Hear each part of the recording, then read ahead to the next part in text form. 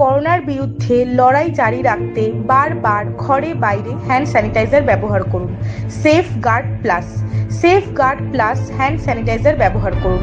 বিশ্ব স্বাস্থ্য সংস্থা হু অনুমোদিত ফর্মুলায় তৈরি সেফগার্ড প্লাস আমার আপনার সবার পছন্দ।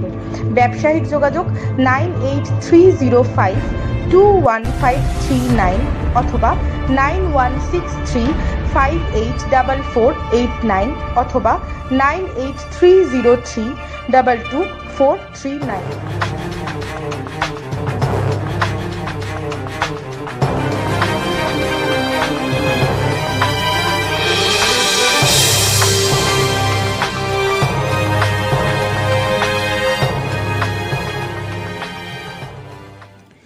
বিজেপির নবান্ন অভিযানে বাস ভাড়া দেওয়ায় বরখাস্ত করা হল DN44 রুটের দুটি বাসকে। ভারতীয় জনতা যুব মোর্চার ডাকে নবান্ন অভিযানে যোগ দিতে বৃহস্পতিবার উত্তর 24 পরগনার বনগাঁ পৌরমণ্ডলের যুব মোর্চার পক্ষ থেকে নবান্ন অভিযানে যাওয়ার জন্য DN44 রুটের দুটি বাস ভাড়া করেছিল বিজেপি যুব মোর্চা। DN44 রুটের মালিক সমিতির পক্ষ থেকে বৃহস্পতিবার দুটি বাসকে অনির্দিষ্টকালের জন্য বরখাস্ত করে। বাস মালিক সমিতির দাবি, ওই দুটি বাসের নির্দিষ্ট সময় রুট থাকা সত্ত্বেও মালিক পক্ষকে না জানিয়ে নিজের স্বার্থে বাস ভাড়া দিয়েছেন। এ বিষয়ে বিজেপির বারাসাত সাংগঠনিক জেলা সহ সভাপতি দেবদাস মণ্ডল জানিয়েছেন, শাসক দল বিরোধী দলের উপর কেমন অত্যাচার হয়ে আসছে আপনারা গতকাল দেখেছেন। আমরা নির্দিষ্টভাবে ভাড়া করে ওই বাস নিয়ে গিয়েছিলাম এবং স্বেচ্ছায় মালিকরা ভাড়া দিয়েছিলেন এবং ভাড়া দিয়েই আমরা নিয়ে গেছি। এখন যদি সাসপেন্ড করে থাকে, শাসক দলের যা অবস্থা, তারা তো কারোর স্বাধীনতা নেই। বাংলায় বারবার গণতন্ত্র হত্যা হচ্ছে এবং গতকালকে দেখেছেন।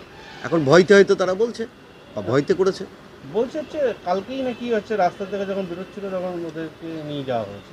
না, ওটা ভাড়া দিয়ে নিয়ে যাওয়া হয়েছে।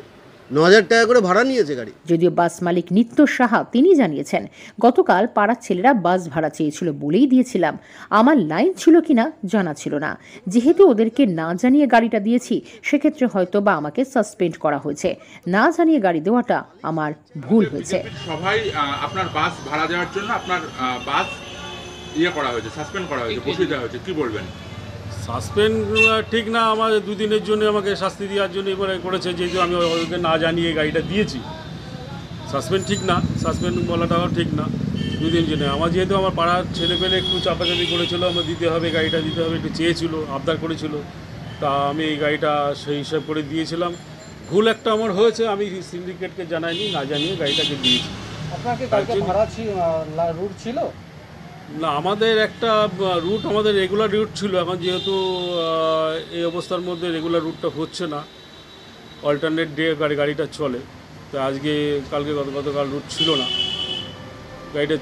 আমি কালকে বলছে রুট ছিল, কালকে মালিক সমিতি বলছে যে রুট ছিল, আপনার রুট ছিল। এখন সেটা কালকে ছিল কিনা আমি বলতে পারবো না, কিন্তু আমার কালকে গাড়ি আমি রুটে পাঠাইনি, না পাঠিয়ে আমি দিয়েছিলাম। কোথায় দিয়েছিলেন আপনি বাস ভাড়া? বাস ভাড়া গেছিলো কালকে, হচ্ছে বিজেপি মিটিংয়ে গেছিলো, পাড়ার ছেলেপেলেই নিয়ে গেছিলো, ওদের রিকোয়েস্টে পাঠিয়েছিলাম।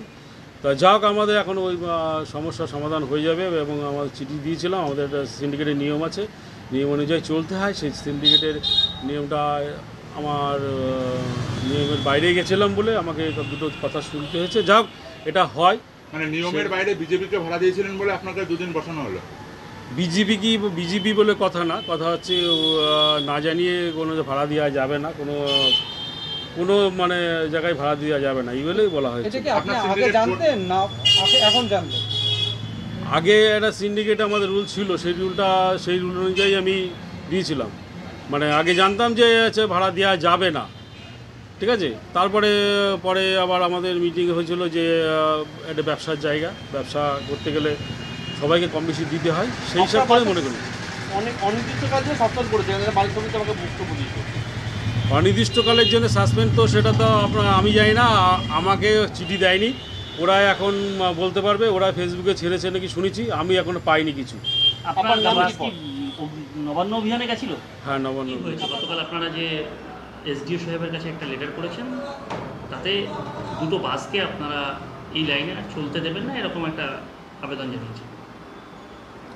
আমরা 2009 সালে যখন আমাদের DN44-এর জন্ম হয় সেই সময় থেকে আমাদের একটা রেজুলেশন আছে যে আমরা শুধুমাত্র বিয়ে ভাড়া বাদে সরকার এবং কোনো রাজনৈতিক দল কিন্তু যে কোনো জায়গা, কোনো স্কুল, পিকনিক, যেখানকার গাড়ি যাক না কেন, আমরা সিন্ডিকেটের মানে আমাদের DN44 বাস মালিক সমিতির মাধ্যমে আমাদের গাড়িগুলো দেওয়া হবে।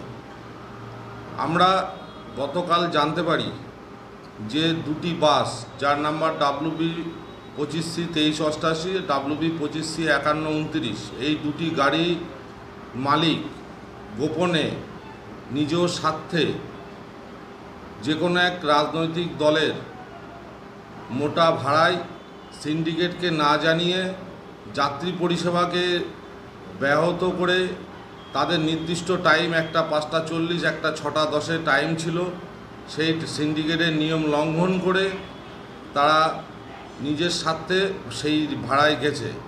সেই কারণে আমরা মালিক সমিতির থেকে সিদ্ধান্ত নিয়েছি যে আমরা ওদেরকে কিছুদিনের জন্য সাসপেন্ডে রাখবো। যেহেতু সরকারি পারমিট, ওই জন্যে গভর্নমেন্ট প্রশাসনের যারা আছেন, মহকুমার শাসক ম্যাডাম আছেন ওনাকে, এবং RTO Barasat, ARTO Bongaon, RTO সদস্য মাননীয় গোপাল শেঠ, আমরা ওনাদেরকে বাই লেটার আমরা এই আমাদের সিদ্ধান্তের কথাটা জানিয়েছি। এটা কি বিজেপির নবান্ন অভিযানে যোগ দিয়েছিল বলেই এই বাসকে না, বিজেপির নবান্ন অভিযান নয়। আমি প্রথমেই বললাম যেটা আমাদের সিন্ডিকেটের সিদ্ধান্ত, যা দেবে বিজেপি দিক আর যে দলই দিক না কেন, যে দলকেই গাড়ি দিই না কেন, আমরা সিন্ডিকেটগতভাবে দেবো। আমাদের কাছে কোনো বাই লেটার কোনো রাজনৈতিক দল গাড়ি চায়নি। কালকে এই বাসগুলোর কি রুট ছিল? হ্যাঁ, রুট ছিল। একটা 5:40 ছিল, একটা 6:10 ছিল। তার টাইম শিট আছে, টাইম শিটটা নিয়ে দেখাতে পারি আপনাদের। বিজেপি যেটা দাবি যে বিজেপির মিছিলে গেছিল বলেই আপনারা এটা, সেটা বিজেপি দাবি করতে পারে, কিন্তু আমরা অরাজনৈতিক দলের সংগঠন, আমরা কোনো রাজনৈতিক দলের সংগঠন না, আমরা মালিক সমিতি, সব রাজনৈতিক দলের মালিকরাই আমাদের এই সংগঠনের মেম্বার।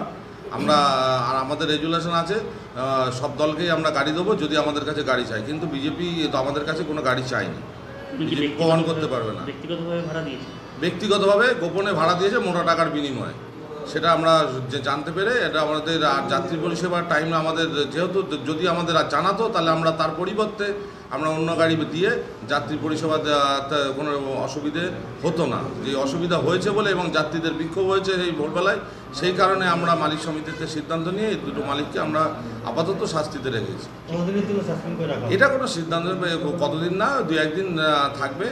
তারপরে আমরা নিশ্চয়ই আমরাও তাদেরও তো কিস্তির গাড়ি, তাদেরও আমরা চিন্তা নিশ্চয়ই করব, কিন্তু একটু শাস্তির মধ্যে না গেলে আগামী দিন অন্য মালিকরাও এই সুযোগটা নেবে। অন্য মালিকদেরও তো দাবি থাকে যে তারা কোনো অন্যায় করেনি, সেই কারণে আমাদের এই সিদ্ধান্ত। গতকালকে DN44 বাস নিয়ে একটা চিঠি আমরা পেয়েছি অ্যাজ এ RTO মেম্বার।